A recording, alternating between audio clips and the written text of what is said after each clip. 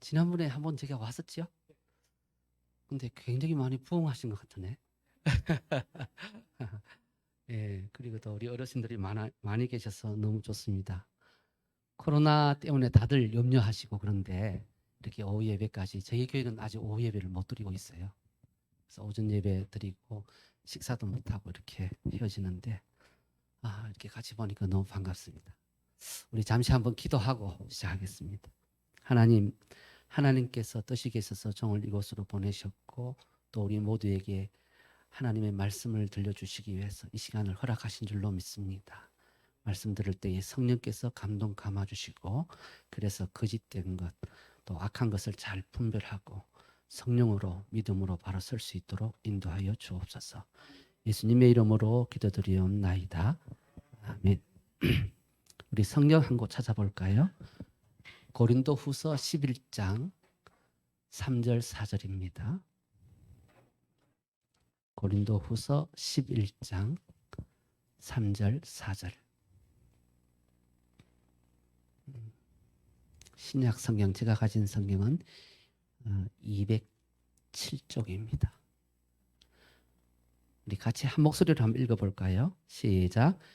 뱀이 그 관계로 하와를 미혹한 것 같이 너희 마음이 그리스도를 향하는 진실함과 깨끗함에서 떠나 부패할까 두려워하노라. 만일 누가 가서 우리가 전파하지 아니한 다른 예수를 전파하거나 혹은 너희가 받지 아니한 다른 영을 받게 하거나 혹은 너희가 받지 아니한 다른 복음을 받게 할 때에는 너희가 잘 용납하는구나. 용납하면 돼요, 안 돼요? 네, 안 된다 그 말이죠. 요즘 신천지가 어떻게 활동을 하고 있는지 이단들이 또 어떻게 활동하고 있는지 궁금해하는 분들이 많은 것 같아요. 예, 코로나 그 팬데믹으로 해서 지금 모두가 염려하고 있고 또 코로나 초창기에 신천지가 온 나라를 그냥 혼란스럽게 만들었지요. 그래서 그 후에 조금 잠잠해진 것은 사실입니다.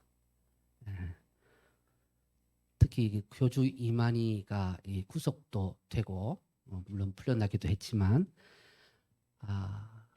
이 풀려난 이후로는 조금 더 기고만장해진 그런 글들을 좀 많이 보기도 합니다만 드러내놓고 활동하는 일은 확실하게 많이 줄은 것 같습니다. 최근에 상담한 친구 얘기를 들으면 신천지 청년들 중에 신천지 교회를 떠난 사람들이 많이 있다. 이렇게 얘기를 하는 것을 들었습니다. 근데 문제는요. 이들이 신천지를 여전히 진리로 믿고 있다는 거예요. 신천지 교회를 떠났지만 떠나도 여전히 신천지에서 가르치는 교리는 진리다. 이렇게 믿고 있다는 거예요. 지금 많이 몸을 낮추고 있는데 이 몸을 낮추고 있는 거는 사람들 눈 때문에 그런 것이고 가족들 안심시키려고 그러는 것이지 신천지 교리를 버린 게 아니에요. 우리가 이걸 아주 중요하게 이런 마음속에 새겨줘야 됩니다. 자, 이 사람들이 기성교회로 돌아올까요? 안 돌아올까요? 안 돌아옵니다. 몇몇 사람 돌아오겠죠. 몇몇 사람은 돌아올 수 있는 사람들도 있지만 그러나 대부분의 사람들은 오지 않습니다. 신천지에서 얼마나 많이 세뇌된지 아십니까? 기성교회는 절대로 구원이 없다고 배웠거든요. 목사님을 개 돼지로 가르친단 말이죠. 그래서 개 돼지들이 나쁜 짓 많이 한대요. 그래서 온갖 비리들, 목회자 비리 혹은 교회의 비리 이런 문제점들을 너무 많이 들었기 때문에 기성교회 안으로 돌아오는 것은 거의 불가능하지 않을까 저는 개인적으로 그런 생각을 해봅니다. 그래서 이 사람들이 언젠가는 다시 신천지로 돌아갈 수도 있고 아니면 신천지와 비슷한 신천지 아루 쪽으로 넘어갈 수도 있고 아예 신앙생활을 포기하게 되는 경우가 굉장히 많을 것이다. 저는 그렇게 생각합니다. 코로나도 한번 생각해 보세요. 코로나19 이거 코로나 백신 맞아가지고 우리가 이 코로나19 예방했다고 합시다. 그렇다고 코로나 사태 끝나나요? 안 끝나지요. 변형이 또 나와가지고 아마 우리가 살아있는 날 동안에는 매년 코로나 백신 맞아야 될지 몰라요. 독감 백신 맞듯이. 코로나 백신 맞고 그렇게 해야 평생 코로나와 싸우며 살아야 하는 그런 시대를 우리가 지금 살고 있습니다. 그렇죠? 결핵, 한동안 결핵 없어졌다 그랬잖아요. 최근에 결핵 환자 또 많이 생겨났거든요.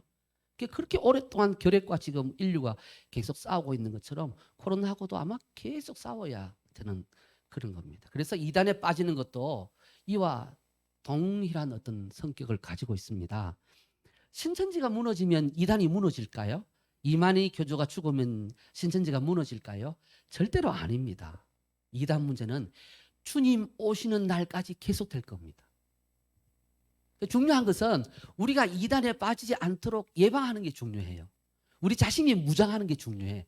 저 이단 저거 언제 넘어지나, 그 사람들 어떤 식으로 우리를 미혹해서 넘어뜨리려고 하나, 이런 그 사람들에 대한 관심보다 우리 자신이 말씀 안에서 든든히 서 있는 것, 그것이 굉장히 중요합니다. 그래서 한순간도 우리가 이단 경계를 소홀히 해서는 안 될 겁니다. 이단을 확실히 막아서 우리 아름답게, 그때는 이 내장 있을 때 왔나요? 없을 때? 그때도 이런가요? 근데 왜 난 완전히 이렇게 새로운 교회에 온 것 같지요? 너무 좋아 보이는데. 예. 어쨌든 교회와 가정을 지킬 수 있는 길은 우리 자신이 깨어 있는 길밖에 없습니다. 다 깨어 있을 수 있기를 주님 이름으로 부탁을 드립니다. 자, 위조 집회 간별사가 위조 집회를 간별해낼 때 어떻게 하는지 아십니까? 위조 집회 간별사는 위조 집회를 많이 연구할 것 같지요. 위조 집회자들이 어떻게 위조 집회 위조해서 만드나, 그건 많이 연구할 것 같죠. 절대로 아니에요. 위조 집회 간별사가 위조 집회를 간별해내기 위해서 항상 진짜 돈을 연구해요. 그래서 아침에 출근하면 제일 먼저 하는 게 뭐냐 하면 진짜 돈을 이렇게 만져보는 거랍니다. 불빛에 이렇게 비춰보고요, 이렇게 흔들어 보고요, 종이로 휙 날려보기도 하고요. 진짜 돈을 계속 연구해요. 그래서 진짜 돈의 무게를 딱 만지면 느껴지도록 무게를 항상 연구하고, 색깔을 연구하고, 그 다음에 빛의 투과 정도를 연구하고, 투과할 때 비치는 그림들 연구하고, 그걸 계속 완전히 이렇게 익혀놓으면 위조 지폐를 딱 잡으면 이거 아니네, 무게만 봐도 아니네, 색깔만 봐도 아니네, 금방 찾아낸다는 거예요. 이게 위조 지폐 간별사들의 그 간별 방법입니다. 마찬가지로 이단을 경계하는 확실한 방법은 뭐냐? 신천지는 뭘 가르치고, 안성 하나님 장길자죠, 그죠? 예, 장길자 하나님의 교회는 또 뭘 가르치고, 그들의 교리는 무엇이고, 전도는 어떤 방식으로 하고, 그거 많이 연구하면 그들을 막을 수 있을 것 같죠? 아니. 그 사람들은 또 자기들 방법이 많이 탄로됐다 그럼 방법을 또 바꿀 건데, 전도 방법을 또 바꿀 건데. 여러분, 이단 중에 요즘 제일 구별하기 힘든 이단이 뭔지 아세요? 구원파예요. 구원파도 박옥수나 유병헌이는 그래도 조금 구분이 되는데, 이요한 구원파는 잘 구분이 안 돼요. 청주에 있는 이요한 구원파가 몇 군데 있거든요. 근데 이요한 구원파는요, 왜 구별이 잘 안 되느냐? 기성교에서 너 구원파, 너 이렇게 구원받은 날짜 따지고 이렇게 이거 따지지 않냐? 그러면 우리 그런 거 안 가르치는데, 이렇게 교리를 다 이렇게 기성교회 사람들이 들었을 때 조금 더 이상하지 않도록 다 바꿔요. 그래놓고 그들한테 가르칠 때는 어떻게 하느냐? 기성교회는 구원이 없고 자기들만 구원이 있다, 이렇게 가르쳐요. 교리적으로 보면 똑같은데 왜 너네만 구원이 있고 우리는 왜 구원이 없냐라고 물으면 그건 또 답을 잘 못해요. 그러니까 이단들이 가르치는 교리, 이단들이 전도하는 방법, 그거 연구해가지고는 절대로 우리가 이단을 다 판별해낼 수 없어. 뭘 연구해야 되느냐? 진짜 복음을 알아야 돼. 예수 그리스도의 복음을 확실하게 알아야 돼. 입만 벌렸다 그러면, 눈만 떴다 그러면 진짜가 바로 이런 거야 하고 확실히 무장돼야 돼. 여러분, 기독교는 부활의 종교입니다. 믿으십니까? 네, 예수 그리스도께서 부활하셨습니다. 그런데 교회에 다니는 사람들 가운데 부활 신앙이 없이 다니는 사람 의외로 많아요. 그래가지고 그 부활 신앙이 있다고 말하면서도 누가 질문을 탁 던지면요, 어떻게 죽은 사람이 살아나지? 속에 그런 마음을 가지고 있다니까요. 그러니까 남한테 말은 안 해. 표현은 안 해. 근데 야, 예수님이 물 위로 그러셨다는데 그거 진짜일까? 500일 먹였다는데 그거 진짜일까? 이런 특히 진화론에 대해서 공부를 한 젊은 학생들은요. 야, 천지창조를 어떻게 말씀으로 단번에 되는 거야? 이게 말이 돼? 자꾸 이렇게 논리적으로 사람들이 막 따지고 물으면요. 금방 넘어가요. 그게 왜 그러냐 하면 마가복음 12장에 보면 사두개인들이 부활을 부인하는데 그때 예수님이 이렇게 말씀하셨어요. 저들이 성령을 제대로 모르고 하나님의 능력을 제대로 몰라서 오해하고 있는 것이다. 그렇게 말해요. 성경을 제대로 모르고 하나님의 능력을 모르기 때문에 안 믿기 때문에 오해하는 것이지 부활이 없는 게 아니다라고 주님이 그렇게 말씀을 하시죠. 여러분 마귀가 하는 주된 임무가 뭔지 아십니까? 우리는 예수 그리스도로 말미암아 지상 대명을 받았습니다. 하나님을 사랑하고 이웃을 사랑하고 예수 그리스도의 복음을 땅 끝까지 세상 끝날까지 전파하는 것. 주님이 우리에게 주신 지상 대명입니다. 그죠? 마귀의 지상 대명은 뭘까요? 마귀의 지상 대명은요. 땅 끝까지 세상 끝날까지 모든 사람들을 자기처럼 멸망 구렁텅이로 빠뜨리는 게 마귀의 지상 대명이라니까. 그거 하기 위해서 오늘 고린도서 11장에 뭐라 그랬느냐 하면 사람의 마음을 혼미케 해서 복음이 뭔지 알지 못하게 만든다. 야, 믿음은 구원받는다 그러고 어떤 사람은 행함으로 구원받는다 그러고 야, 믿음으로 구원받는 게 맞아. 행함으로 구원받는 게 맞아. 사람들 막 혼란에 빠지게 만들어. 막 혼란에 빠지게 만들어가지고 혼란한 채로 신앙생활을 하고 있으니까 이단들이 와서 옆구리에 푹 찌르면 그냥 넘어간다니까. 그래서 마귀 별명이 뭔지 아세요? 마귀 별명이 멸망의 아들이야. 예, 데살로니가 후서 2장에 보면 2장 3절 4절에 보면 그는 멸망의 아들이라 그랬거든. 자기도 멸망에 작정된다지만 사람들을 어떻게 쓰든지 멸망으로 이끌고 가기 위해서 지상 대명으로 삼고 사는 자가 바로 마귀인데 이 마귀가 그렇게 사람들을 멸망으로 이끌고 가는 방법 중에 하나가 복음이 뭔지 헷갈리게 만드는 이게 마귀의 정책입니다. 그러므로 바른 복음이 뭔지를 정확히 아는 것은 너무너무 중요합니다. 바른 복음 알면 다른 복음도 알 수 있어요. 틀린 것도 알 수가 있어요. 그래서 바른 복음을 아느냐 모르느냐가 바로 사느냐 죽느냐의 문제를 결정할 수 있습니다. 바른 복음이 아닌 다른 복음을 전하는 자를 이단이라 그래. 그죠? 예. 바른 복음이 아닌 다른 복음, 틀린 복음을 전하는 자가 이단이에요. 그죠? 그럼 바른 복음이 뭐냐? 오늘 본문에 보면 이단을 분별할 수 있는 기준 3가지를 말했어요. 첫 번째가 뭐냐? 예수를 전하면 바른 복음이지만 다른 예수를 전하면 다른 복음이에요. 두 번째로는 뭐냐? 성령을 전하면 바른 복음이지만 다른 영을 전하면 다른 복음이에요. 세 번째는 뭐냐? 복음을 죄사함의 복음, 사도 바울이 고린도 교회에 들려준 그 복음 이외에 다른 복음을 전하면 이단이에요. 그래서 기억하세요. 따라합시다. 다른 예수, 다른 영, 다른 복음을 전하면 이단이다. 이 3가지가 굉장히 중요합니다. 여러분 생각해 보세요. 마태복음 24장을 우리가 종말장이라고 그러는데 예수님이 종말에 대해서 경고하실 때에 많은 사람이 내가 예수다, 내가 그리스도다 하는 사람들이 많아지게 될 것이다 그랬어요. 그렇죠? 그러면 내가 예수다, 내가 그리스도라는 사람이 많아질 텐데 그때 그 사람의 말이 우리가 믿고 있는 진짜 예수인지 다른 예수인지 어떻게 분별할 거예요? 우리 목사님이 전하시는 예수가 다른 예수인지 아닌지 어떻게 분별하실래요? 예? 심지어 여기 어디 보니까 신천지가 잡아먹은 교회가 있거든요. 여러분 아세요? 여기 어디에 신천지가 잡아먹은 교회에서 옛날에는 밝은 교회라는 이름이었는데 그죠? 저기 분평동 저기 있지 그죠? 그래서 그 중에 이제 거기 안수 집사로 했던 사람들 뭐 다 해가지고 지금 거기 있는데 그거 신천지가 잡아먹었단 말이에요. 근데 그 사람 또 들어보면 이게 분별이 잘 안 가. 신천지가 왜 틀리지? 뭐 때문에 틀리지? 왜 이단이라 그러지? 모른다니까요.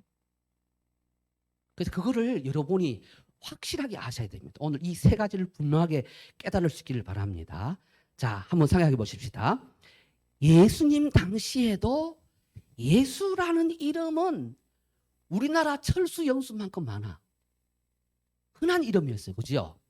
그러면 예수라는 이름만 듣고 진짜 예수인지 가짜 예수인지 어떻게 분별해요? 분별할 수가 없어요. 한국의 성도들은 너무 순진했어요. 예수님, 예수님 그러면 다, 야, 그 좋은 복음이지, 말씀이지. 그리고 진짜지. 그리고 예수님 이름만 들으면 다 넘어간다니까.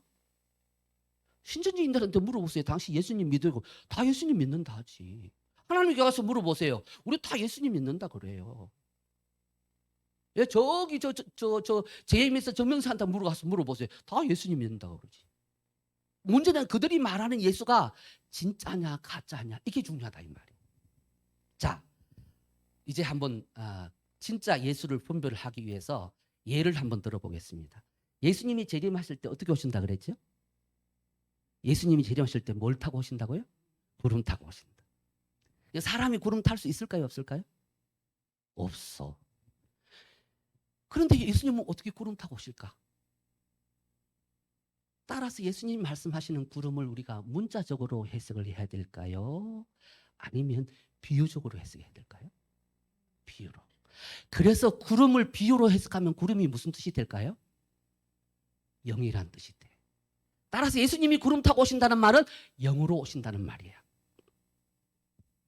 자, 그렇다면 영으로 오신다는 예수님은 진짜일까요? 가짜일까요? 예, 확실하게 가짜라는 사람 목소리 하나 나오고. 자, 다시 묻습니다. 예수님이 영으로 오신대요. 영으로 오셨다는 예수는 진짜일까요? 가짜일까요? 확실해요? 와, 이 교회는 대단하네. 목사님 훈련을 아주 잘 시키셨네. 신천지는 예수님이 구름 타고 오셨는데 영으로 오셨답니다. 영으로 오셨기 때문에 사람 눈에 보였을까요? 안 보였을까요? 그래서 기성교회는 모른다는 거야. 신천지 자기 선생님을 통해서 하나님이 다 알려줬기 때문에 그 선생님을 통해서는 예수님이 오셨다 안 오셨다를 알 수 있지만 기성교회는 절대로 예수님이 오신 걸 모른다는 거예요. 왜냐하면 그분이 영으로 오시기 때문에. 예수님 오신 것을 알아야 예수님 영접하고 구원받을 거 아니에요. 예수님을 모르면 어떻게 영접하고 구원받아요. 그죠? 그러니까 기성교회는 구원이 없다는 거예요. 예수님이 오셨는지도 모르고 안 오셨는지도 모르고. 예수님 다시 오셨어요 안 오셨어요? 오셨다는데 예? 어떻게 영으로 오셨기 때문에 여러분 몰라서 그런 거지. 영으로 오신 분이 지금 이미 오셨다니까. 또 성경에 보면요, 예수님이 오실 때 도둑같이 오신다 그랬어요. 여러분 그런 말 들어보셨지요? 예. 자, 예수님이 도둑같이 오신다는 말이 무슨 뜻일까요? 사람들 알게 온다는 뜻일까요? 모르게 몰래 온다는 뜻일까요? 예수님 모르게 온대.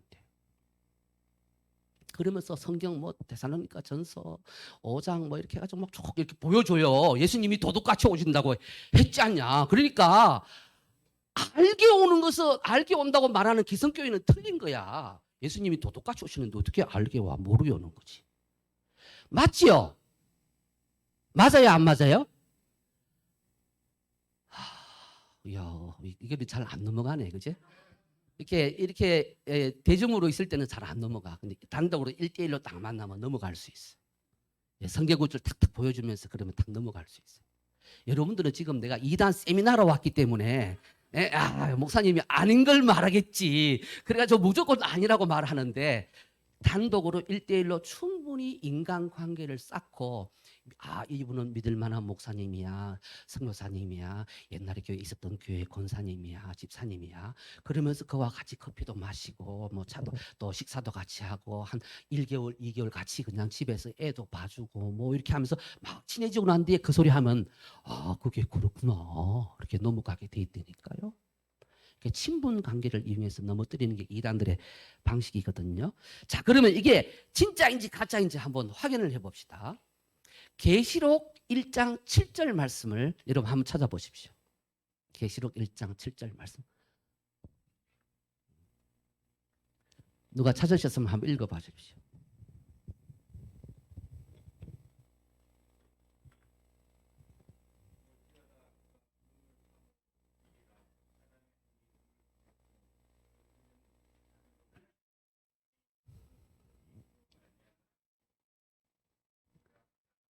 자, 예수님이 구름 타고 오실 때 사람들이 볼 수 있다 그랬어요? 없다 그랬어요?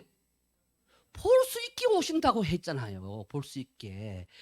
그리고 모든 사람들이 볼 수 있게 오신다 했고, 심지어 그를 찌른 자들도 볼 수 있다 그랬고, 땅에 있는 모든 족속이 다 볼 수 있다 그랬잖아요. 성경이 보면 볼 수 있다고 그랬는데 볼 수 없게 온다고 그러면 성경하고 틀리게 말하는 거니까 그게 이단이지요. 그게 거짓이지요. 사도행전 1장 11절을 보면 예수님께서 하늘로 올라가심을 본 그대로 다시 오리라 그랬죠. 그러면 그때 모여있던 500의 형제들은 예수님이 하늘로 올라가시는 것을 봤어요, 못 봤어요? 봤다니까. 봤다는 것은 0이에요, 6이에요? 6이지요. 예수님이 하늘로 올라가실 때에 0으로 올라가셨어요, 6으로 올라가셨어요? 6으로 올라가셨다니까. 뿐만 아니라 예수님이 부활하시고 난 뒤에 제자들에게 보이셨어요. 보이셨다는 것은 0이에요, 6이에요? 6이에요. 함께 같이 식사도 하셨어요. 0이에요, 6이에요? 6이에요. 따라서 예수님께서 하늘로 올라가실 때 구름이 가리어 보이지 않게 될 때까지 땅에 있는 사람들이 다 봤다니까. 다 봤으니 예수님은 올라가실 때에 6으로 올라가신 겁니다. 믿습니까? 그런데 성경에 그러면 도둑같이 오신다는 말이 무슨 말인가? 이것도 한번 찾아봅시다. 데살로니가 전서 5장 2절.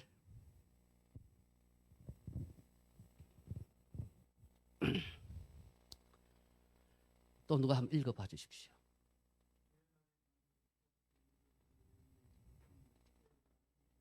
자, 여러분 성경 볼 때 정확하게 보셔야 돼요.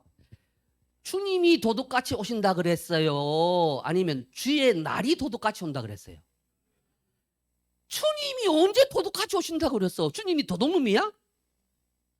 주의 날이 도둑같이 온다 그랬죠? 주의 날이 도둑같이 온다는 말은 무슨 뜻입니까? 언제 오실지 그 날과 그 시간을 알 수 없다는 것이지, 주님이 도둑같이 오신다고 말씀한 성경은 어디에도 없어요. 심지어 주님이 오실 때는 다 볼 수 있게 오실 뿐만 아니라 천군 천사의 나팔 소리와 함께 몰래 숨어서 그렇게 오십니까? 아니면 떠들썩하게 오십니까? 떠들썩하게 모든 사람들 다 알게 오신다니까요.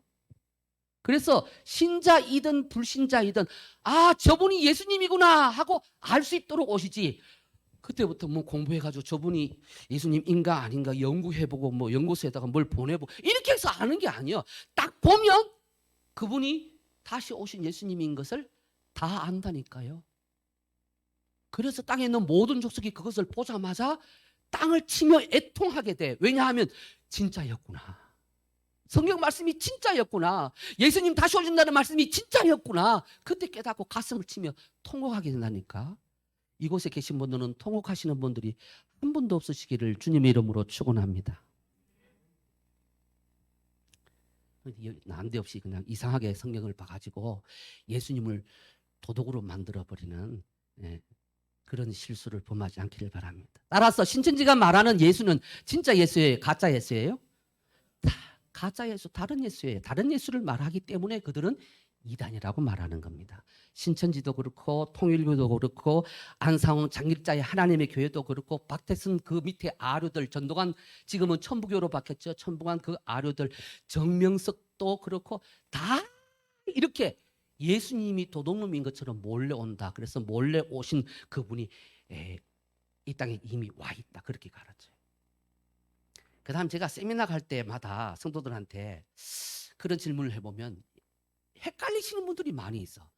자, 부활의 몸은, 예수님이 부활해서 입으셨던 몸은 신령한 몸이지요. 신령한 몸은 6일까요? 0일까요? 네? 신령한 몸은 6일까요? 0일까요? 여기 또 바로 지금 헷갈리잖아. 아니 신령한 뒤에 뭐라 그랬어요? 몸은 뭐예요? 육이잖아. 신령한 몸은 육일까요, 영일까요? 그거 고민할 필요가 있어요, 없어요? 같은 몸인데 우리하고 다른 몸이라 이거지. 그래서 신령한 몸이, 우리가 이 땅에서 있는 몸은 하나님이 흙으로 만드신 몸이고, 그래서 부서질 수밖에 없는 몸이지만 부활하실 때 그 몸은 하늘 영광으로 만든 몸이라 시간과 공간을 초월하실 수 있는 몸이기 때문에 신령한 몸이라 그러는 거예요. 그러면서도 우리와 똑같이 식사를 하실 수도 있고, 옆구리에 손을 넣어보실 수도 있고, 손에 못자국을 만질 수도 있고, 그러다가 또 나타났다가 홀로 떠나실 수도 있는 그런 몸이기 때문에 신령한 몸이라는 거예요. 자, 그럼 한 걸음 더 나아가서 예수님이 지금 하늘에 육체로 계실까요? 영으로 계실까요? 하나님 보좌 우편에서 지금 예수님이 영으로 계실까요? 육으로 계실까요? 신령한 몸으로 계시는 거예요. 신령한 몸으로 계시는 거 봤어요? 본 사람 있어요? 본 사람 있어요. 예수님이 하나님 보좌 우편에 신령한 몸으로 계신 걸 본 사람이 있다니까. 성경에 나와. 누군지 아세요? 스데반이 마지막 순교할 때 예수님께서 보좌 우편에서 벌떡 일어서는 것을 보셨죠. 일어섰다는 건 뭐예요? 이게 육이라는 거야. 그렇죠? 그리고 올라가심을 본 그대로 다시 오시리라 그랬으니까 그 신령한 몸으로 다시 오기 때문에 땅에 있는 모든 사람들이 보면 안다니까요. 보면 알아요. 아, 저분이 바로 성경에서 말씀하는 예수님이구나. 나는 믿기를 잘했구나. 안 믿은 쟤들은 불쌍하구나. 예. 그때 여러분들 TV에 막 이름이 쭉 나와가지고, 아, 예수님이 오셨다는데, 예수님이 오셔가지고 갑자기 사라지신 분들이 많이 있어요. 그리고 그 뉴스를 보고 있는 사람은 안 사라진 사람이야. 여러분들은 그 뉴스 안 보시길 바랍니다. 혹시 영은 육을 들어 쓴다는 말씀을 들어봤어요? 영은 육을 들어 쓴다. 영은 육을 들어 쓸까요? 안 들어 쓸까요? 하나님이 지금 영으로 계시죠? 하나님은 사람들 많이 들어 쓰셨죠. 그죠? 예, 아브라함도 또 모세도 뭐 다 들어 쓰셨죠. 그죠? 그래서 영은 육을 들어 쓴다는 말이 맞죠. 그죠? 여기 함정이 있어요. 잘 생각하셔야 돼요. 이단들이 말하는 의미는 그런 뜻이 아니에요. 영은 이 땅에 와서 활동을 못하니까 이 영이 어떤 육 안에 들어간다는 거예요. 그래서 그 영이 들어간 사람이 하나님을 대신해서 하나님 역할을 하게 된다는 거예요.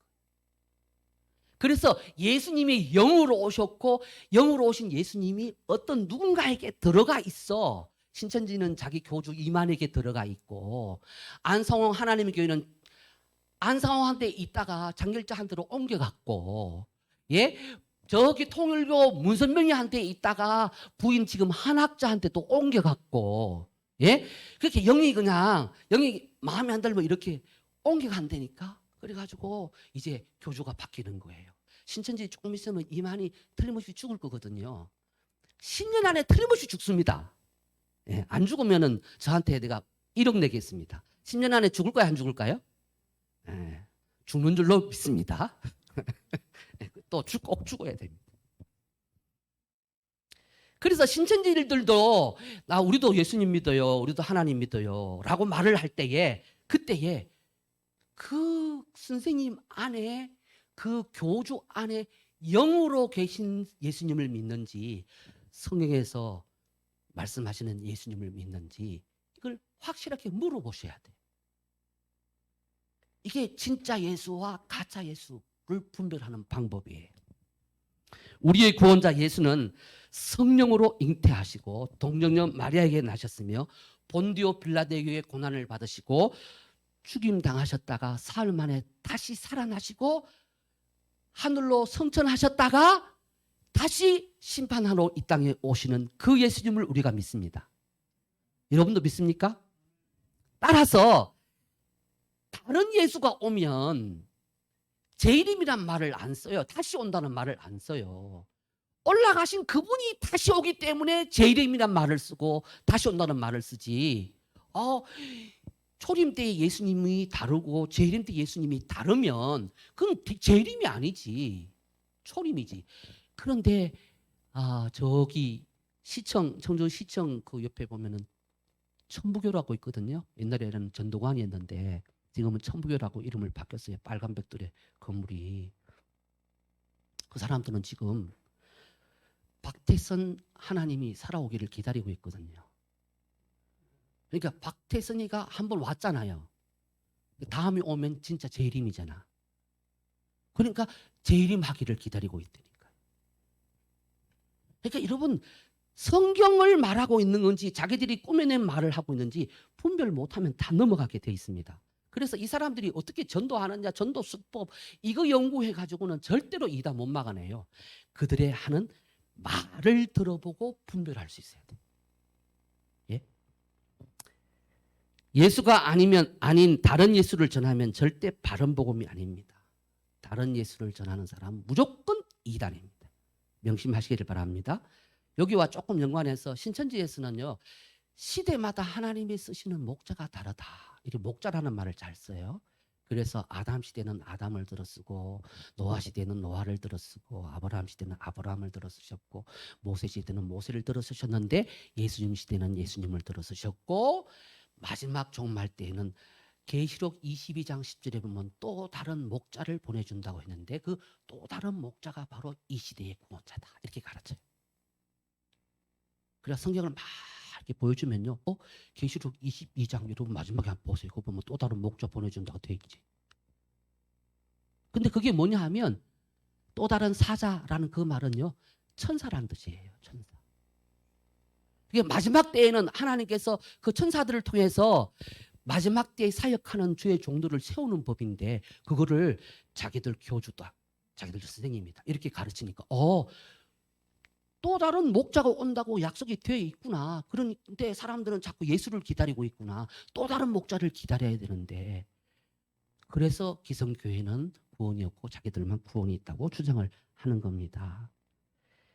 그러나 예수라는 이름 이외에 천하 인간의 구원 얻을 만한 다른 이름을 주신 일이 있다 없다? 없습니다.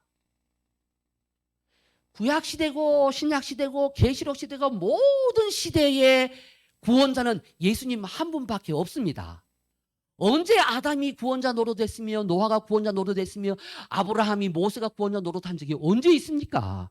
하나님의 종으로 쓰임 받았을 뿐이지 그들을 구원자로 칭한 성경은 그 어디에도 없습니다. 사람들이 교묘하게 만들어 놓는 그 말의 장난에 쉽게 넘어가면 안 됩니다. 또 이단을 분별할 수 있는 아주 중요한 기준 중에 하나가, 목사님은 예배 시간에 사도신경 고백 하시죠? 네네. 여러분, 사도신경이 굉장히 중요합니다.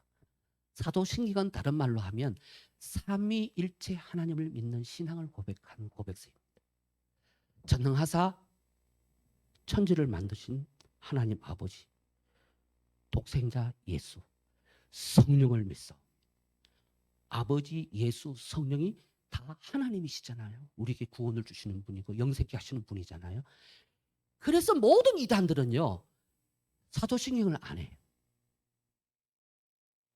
요즘 가끔 그 침례교나 어떤 그 성결교 같은 데서 예배 시간에 사도신경 고백을 빼버린 교회들이 많이 있거든요. 근데 뭐 예배 절차상으로는 뭐 뺄 수도 있어요. 근데 저는 이 사역을 하기 때문이 아니라 그 고백이 예배 시간에 너무 중요하다고 생각해요. 왜냐하면 함께 모여 예배드린 우리는 동일한 신앙을 고백하는 사람들의 모임입니다. 이것을 정하는 게 너무 중요하다. 그래서 예수님께서 베드로에게 뭐라 그랬어요? 내 반석 위에 내가 교회를 세우리라 할 때에 그 반석을 베드로가 고백하는, 사도들이 고백하는 신앙이라고 해석을 하잖아요. 동일한 신앙의 바탕 위에 세워진 교회라는 것을 밖으로 드러내는 방법이 신앙 고백하는 거죠. 그래서 우리가 이 사도신경으로 신앙 고백할 때마다 그냥 하지 마시고요. 저는 어릴 때 중학교 1학년 때 처음 교회를 다녔는데 또 집사님, 권사님들이 사도신경을 엄청 빨리 하더라고요. 전하사 천지를 만날 수 있는 싸우니 아멘 끝나더라고. 저는 시작도 별로 안 했는데 어찌 그렇게 빨리 하는지. 나중에 제가 이제 목사가 되고 난 뒤에 돌아보니까 사도신경 고백 내용을 깊이 묵상하지 않고 그냥 습관적으로 암기해. 예배 시간에 습관적으로 절대 암기하지 마세요. 저는 이 사도신경 고백할 때마다 정말 감격으로 전능하신 하나님 믿잖아요. 천지를 창조하신 하나님 믿잖아요. 그 하나님이 나의 아버지이시잖아요. 이 신앙으로 고백해야 그 고백 자체에 능력이 있습니다. 예, 그 고백을 통해서 우리 믿음이 든든하게 세워질 수 있습니다. 예수님도 삼위일체 하나님 중에 한 분이시지요. 예, 우리가 믿는 예수님은 바로 하나님이십니다. 예수님이 하나님이라고 성경에 기록되어 있을까요? 안 되어 있을까요? 예수님은 하나님이다 이렇게 되어 있어요? 안 되어 있어요? 되어 있는데 아는 분 찾아보세요. 어디 성경 구절 아시는 분? 안 되어 있어요? 예, 내가 곧 하나님이니 어디 있어요 그게? 내가 곧 하나님이는 없어요. 그렇지, 나를 보는 하나님을 본 자다. 그 말은 신천지도 많이 쓰거든요. 그러니까 이만희를 보는 것은 예수를 보는 거예요. 그렇게 써요. 안에 영이 있으니까 영은 육을 들어서 사용하니까 그 육을 보는 게 그 안에 있는 영을 보는 거다. 이렇게 가르쳐요. 그러니까 이 사람들이 헷갈린다니까. 근데 명백하게 예수님은 하나님이라는 구절이 많이 나와 있어요. 사람들이 잘 생각을 못해서 그렇지. 로마서 9장 5절도 그렇고요. 요한일서 5장 20절도 그렇고요. 제일 첫째는 요한복음 1장 1절에서부터 4절까지 보면요. 태초에 계신 그분이 예수님이잖아. 태초에 말씀이 계셨으니 이 말씀이 하나님과 계셨다. 이 말씀은 곧 하나님이다. 이 말씀이 누구예요? 예수님이잖아요. 예수님이 하나님이라는 거 분명히 성경에 언급이 되어 있는데 사람들 머릿속에는 아직까지도 예수님이 하나님인지 아닌지 헷갈리는 분들이 많아. 예수님이 하나님 일 하는 사람 아닌가? 어르신들도 그런 생각하시는 분들 많아요. 교회 오래 다녔던 분들 예수님이 하나님이에요, 사람이에요? 하나님 따로 있고 예수님 따로 있으니까 하나님하고 예수님하고 똑같이 하나님 되면 안 되지. 이런 생각하시는 분들이 많이 있어요. 이게 아직 삼일체 신앙이 정립이 안 돼서 그렇거든요. 예수님도 하나님이십니다. 자, 두 번째, 바른 복음의 기준이 되는 두 번째는 뭐냐? 그들이 전하는 게 성령인가 다른 영인가? 성령인가 다른 영인가를 잘 구분해야 됩니다. 예수님도 하나님이시지만 성령님도 하나님이십니다. 믿으십니까? 성령님을 가리키는 이름이 여러 가지가 있어요. 성령 가리키는 이름 여러분 아시는 대로 뭐가 있어요? 진리의 성령, 보혜사 성령, 예수의 영, 하나님의 영. 이름이 여러 가지죠. 이름이 여러 가지니까 성령이 하나예요? 여러 개예요? 성령은 한 분이에요. 제가 이걸 왜 강조하느냐 하면 신천지는 성령이 여럿이래요.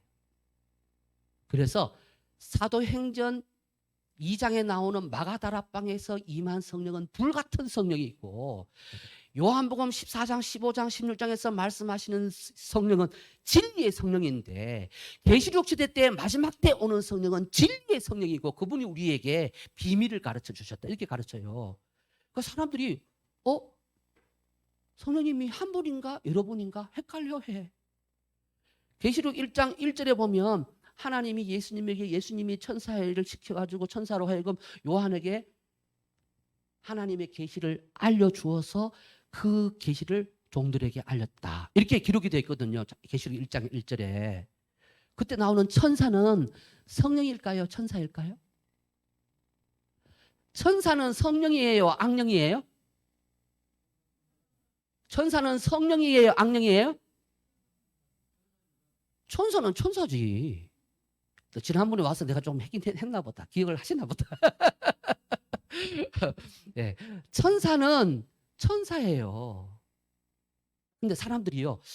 그렇지. 선악에 대한 이 이단들의 특징 중에 하나는 뭐냐 하면 선악 부분을 굉장히 잘 가르쳐요.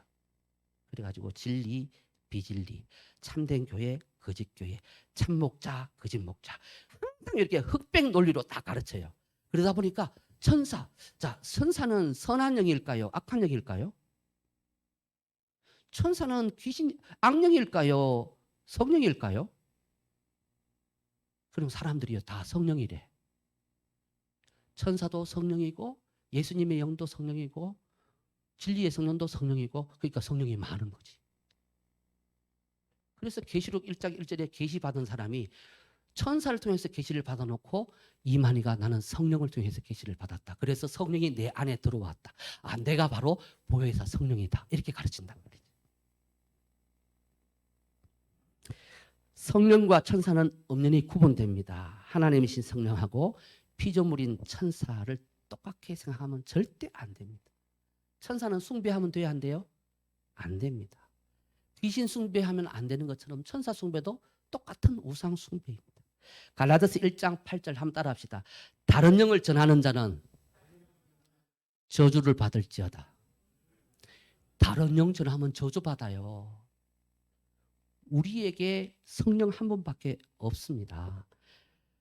그래서 성령에 대해서 조금이라도 이상한 소리 하는 사람이 있으면 성령을 자꾸 헷갈리게 하고 성령이 하나인가 여럿인가, 성령이 악령인가 성령인가, 뭐 이런 식으로 이상하게 해서 사람들로 하여금 혼돈케 만들면 이거 이단이구나 하고 딱 구분하셔야 돼요.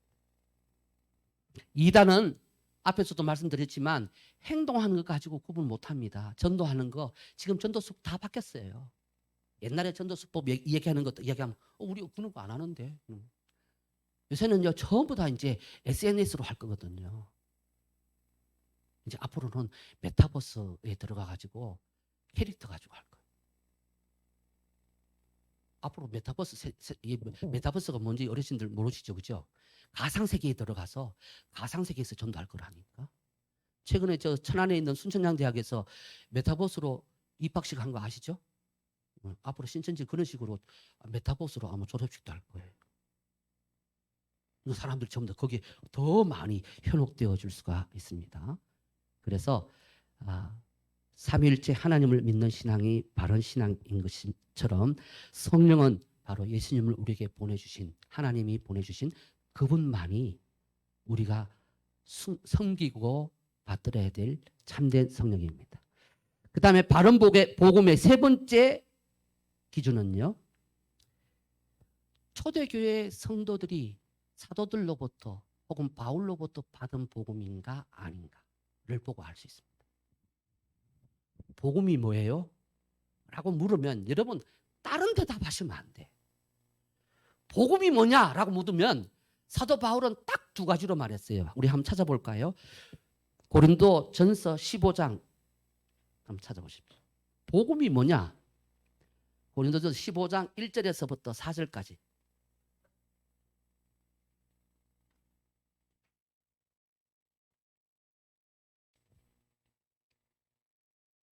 같이 한 목소리로 한번 읽어봅시다. 시작. 형제들아, 내가 너희에게 전한 복음을 너희에게 알게 하노니 이는 너희가 받은 것이요 또 그 가운데 선 것이라. 너희가 만일 내가 전한 그 말을 굳게 지키고 헛되이 믿지 아니하였으면 그로 말미암아 구원을 받으리라. 내가 받은 것을 먼저 너희에게 전하였노니 이는 성경대로 그리스도께서 우리 죄를 위하여 죽으시고 장사 지낸 바 되셨다가 성경대로 사흘 만에 다시 살아나사. 자, 보세요. 복음은 두 가지.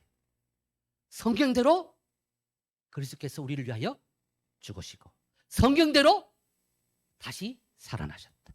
예수 그리스도의 죽음과 부활. 이게 복음이에요. 이게 사도 바울이 전한 복음이고 모든 사도들이 전한 복음이에요. 따라서 그분의 죽으심 때문에 우리는 죄 사함 받고 구원받았습니다.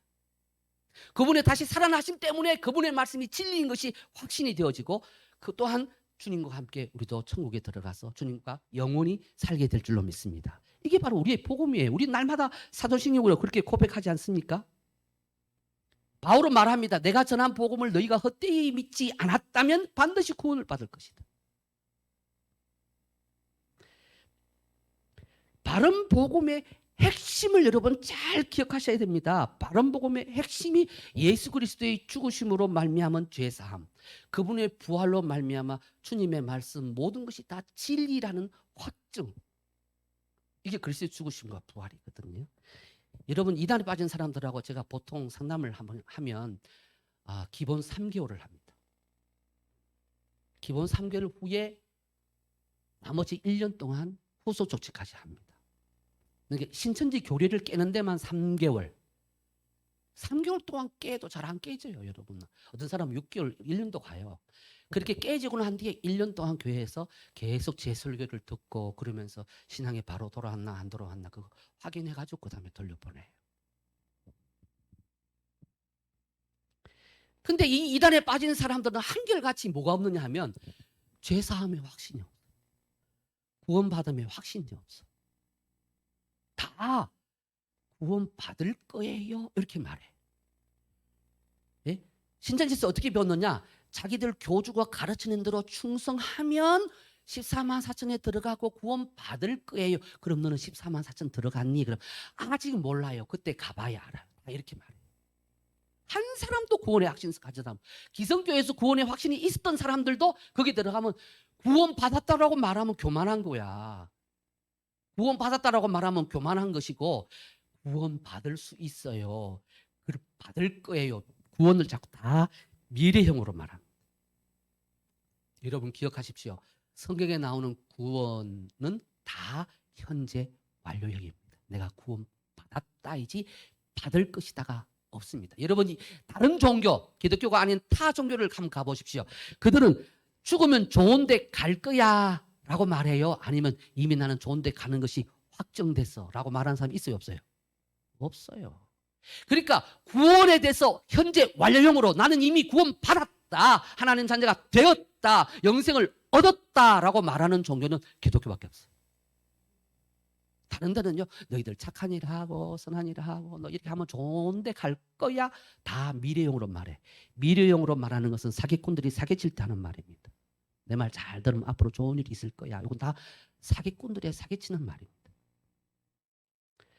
그 다음에 이단들이 성경을 문자적으로 보지 않고 비유로 보는 이유가 뭐냐 하면 사람들을 속이기 위한 거예요. 여러분 기억하십시오. 비유는 성경에서 요거는 비유다, 천국은 뭐뭐와 같으니 할 때 거기에서만 비유예요. 성경 전체가 절대로 비유가 아니에요. 하나님의 말씀 예언서가 다 비유가 아니에요. 요거는 비유 뭐뭐뭐 같으니는 어떤 글을 쓰는 용법 중에 하나가 비유적인 용법이지, 그렇죠? 성경 내용 전체를 비유로 해석하면요, 해석하는 사람들이 마음대로 내용을 바꿀 수가 있어요. 내가 보니까 이 비유는 이런 뜻인데 마음대로 바꿀 수 있다는 거예요. 그래서 예수님께서 성경의 비유를 말씀하실 때 괜히 씨 뿌리는 비유 말하고 그 다음에 그걸 또 제자들에게 설명해 주고 왜 그럴까요? 요 비유를 해석할 때는 다른 방법으로 해석하면 안 되고 내가 너에게 말해주는 요 방법대로 해야 된다. 그래가지고 비유를 꼭 풀어준다니까요. 심지어 바로가 꿈을 꾸었을 때도 요셉이 직접 해석을 해주나요? 해석은 하나님께 있나니, 이 말은 무슨 뜻이냐면 그것은 하나님만 안다 그런 뜻이 아니고 그 꿈은 하나님이 말씀하는 대로 해석해야 그게 바른 뜻이야 이런 뜻이에요. 신천지식으로 해석하면 이런 겁니다. 어떤 떡 굽는 관원이 감옥에 들어와가지고 꿈을 꿨잖아요. 그러니까 꿈을 꿨는데 머리에 광주리가 3개가 있더래요. 떡이 가득한데 새들이 와서 그거를 막 뜯어먹었대요. 그래가지고 요셉에게 가서 물었어요. 이게 무슨 뜻이냐 물으니까, 자, 이때에 신천지식으로 해석하면 이런 겁니다. 광주리는 그릇인데 그릇은 사람의 마음이야. 떡은 뭐냐? 떡은 말씀이야. 새는 뭐냐? 새는 영이야. 따라서 광주리 3개의 떡이 가득했다는 것은 말씀을 3광주리로 가지고 있었다는 거예요. 새들이 와서 먹어버렸다는 것은 네가 말씀 공부를 잘 안 하니까 마귀가 와서 말씀을 빼앗아 갔다는 거예요. 따라서 네가 구원받으려면 이 말씀이 새들이 와서 먹지 못하도록 광주리를 잘 지켜야 돼.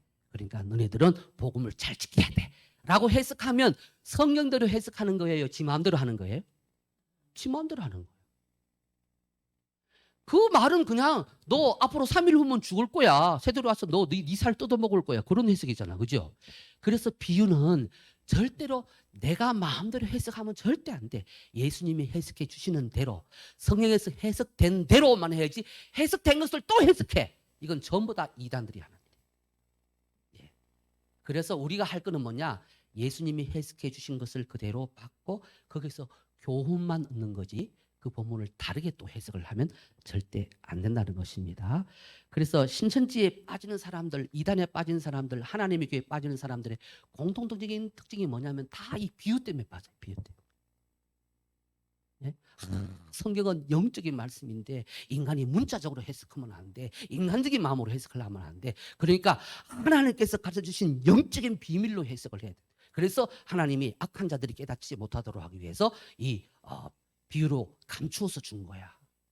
그래, 이거는 여기 와서 배워야 돼. 그래가지고 사람들이 이건 다른 데도 함부로 말하면 안 되고 이건 너만 알고 있어야 돼. 네가 말하면 마귀가 너의 이 떡을 훔쳐가듯이 말씀을 빼앗아 갈 거야. 그런 식으로 말하니까 사람들이 거기에 혹하고 넘어가는 경우가 많이 있다는 것입니다. 그래서 절대 교회 밖 성경 공부 해서는 안 됩니다.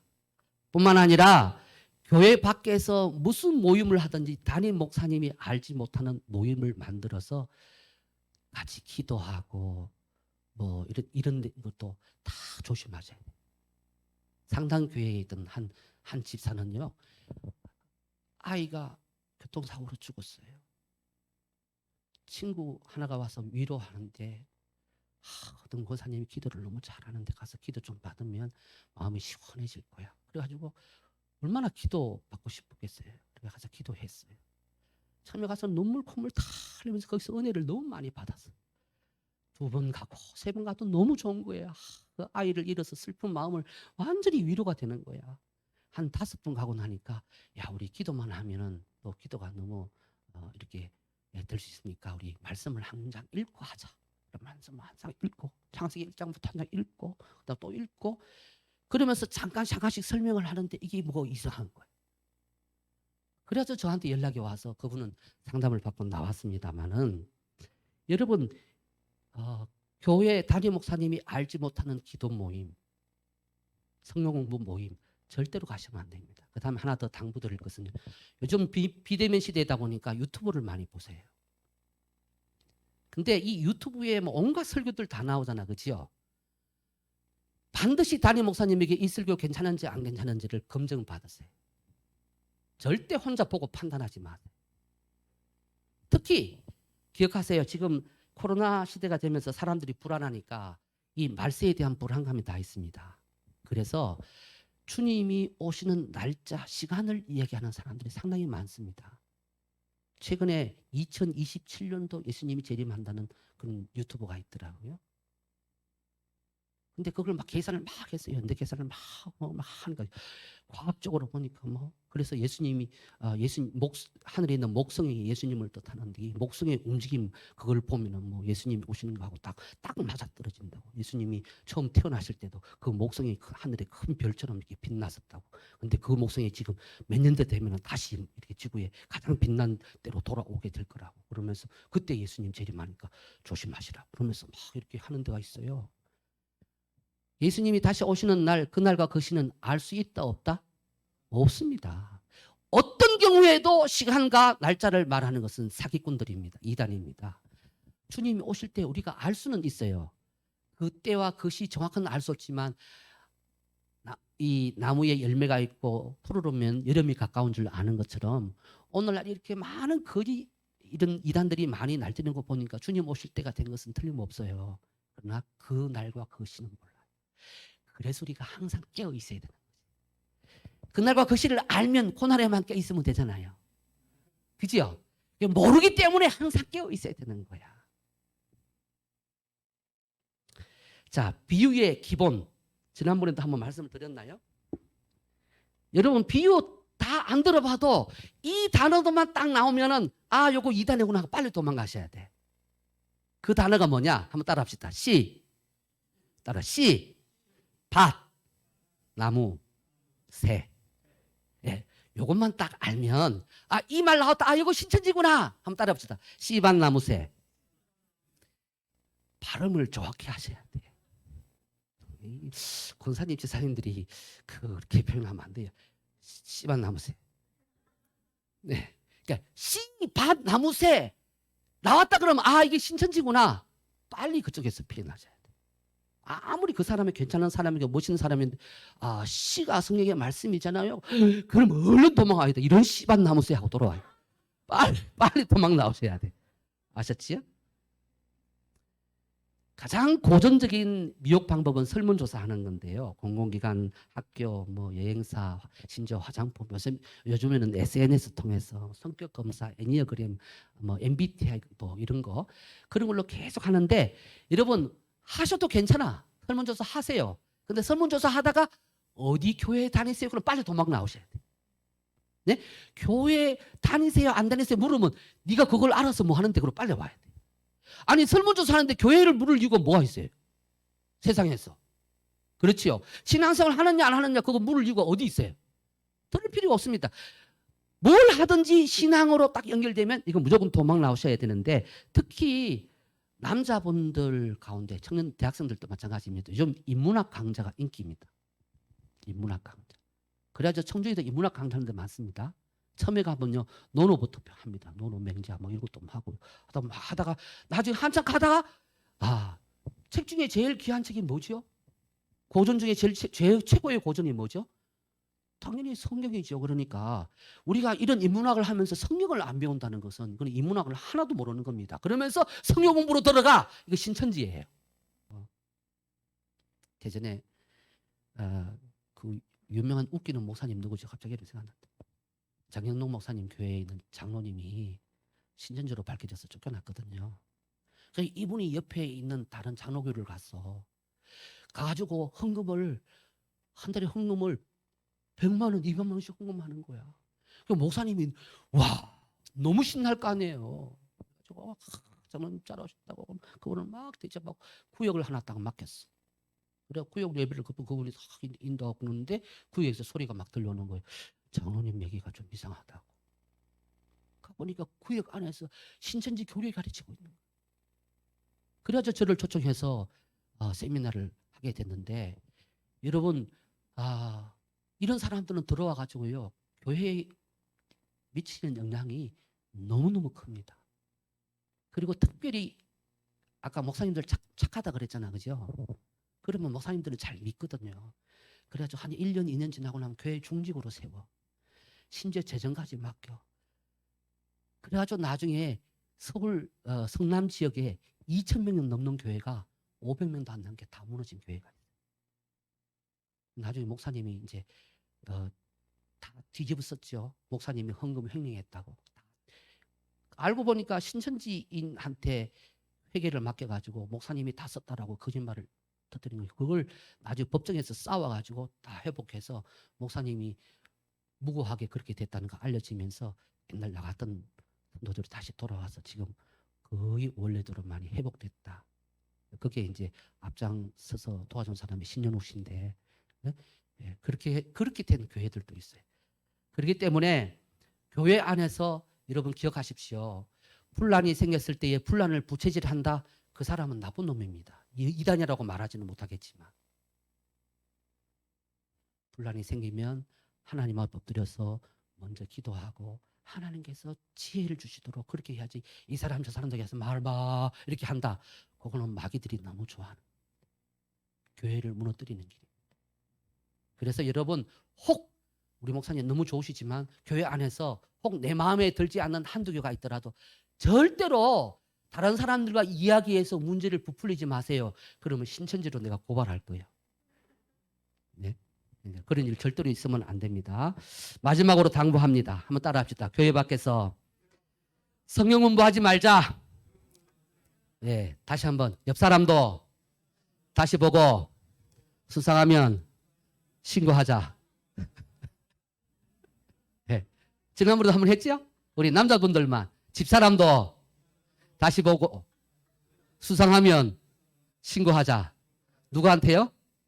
목사님한테. 그럼 목사님한테 저한테 이렇게 오겠죠. 그죠? 요즘 너무 외로운 시대라. 누가 참 이렇게 친하게 다가오면요. 사람들이 막 무너져요. 집에 가서야 조금만 뭐 이렇게 애기도 한번 봐주고 뭐 이렇게 좀 집도 좀 치워주고 뭐 조금 희생만 해주면요. 여자분들은 너무 힘들게 사시기 때문에 그런 돈 조금만 받으면 눈에 눈물 쭉 흘리면서 이렇게 고마울 때가 그래가지고 넘어간 사람들이 너무 많아요. 남편들이 아내를 항상 잘 보살펴 주시고 보고 보고 또 보고 그래도 또 보고 싶어하는 그런 사랑이 넘치는 남편분들 다 되시고 또 가정 교회가 되어서 건강한 교회로 악한 사탄이 틈하지 못하는 건강한 가정으로 세워질 수 있기를 주님의 이름으로 축원합니다.